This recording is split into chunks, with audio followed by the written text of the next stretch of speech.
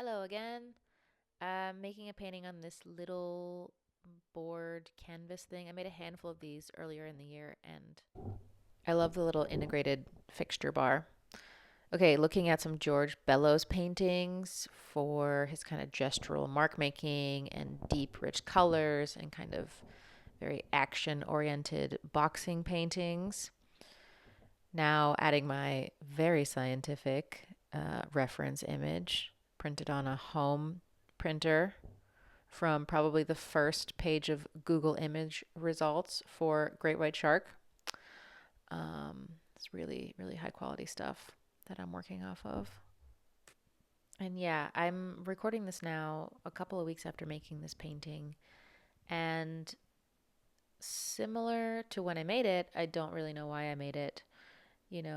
This kind of shark obsession is a bit of a mystery to me, but I wanted to try making a darker version, and so I do think that this painting accomplishes that. I'm continually reminded that I hate painting at this scale. Why do I keep making cute little things to paint on when I don't like making tiny little paintings? I don't know.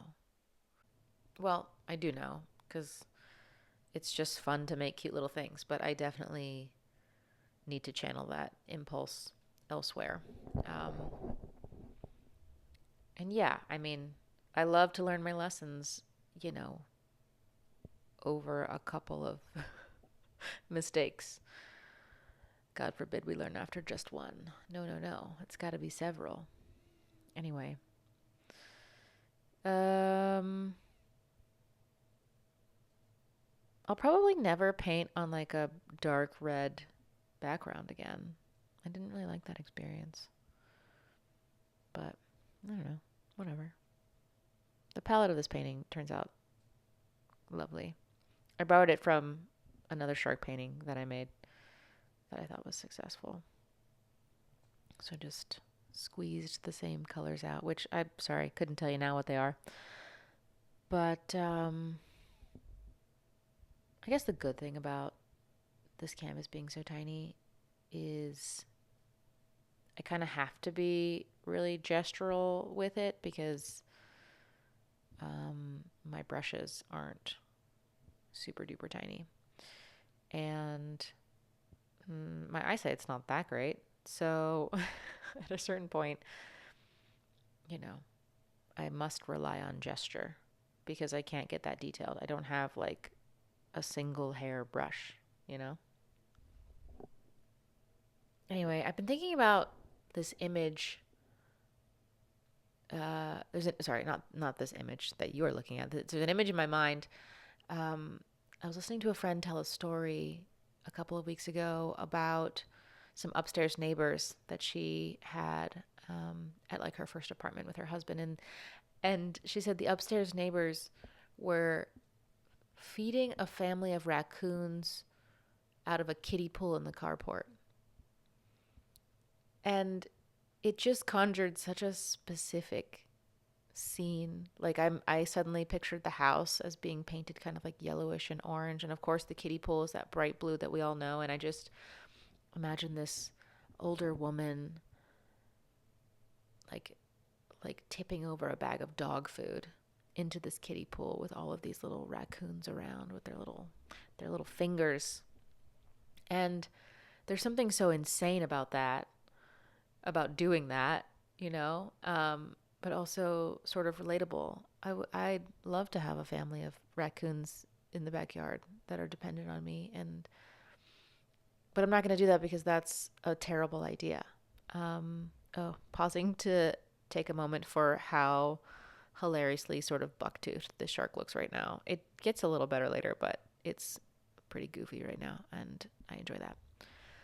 Anyway, but this image of the woman feeding the family of raccoons in the carport has become to me sort of like a symbol, an anthem, an icon for like doing the impractical thing. Like it's, YOLO. It's my YOLO right now. Like I think I'm romanticizing being irresponsible and sort of dumb. And that is a little bit how I feel about making this painting. Like, I don't really, it doesn't make a lot of sense to me. It's a little bit funny. People find it kind of absurd. And I don't know, I just want to do it, you know?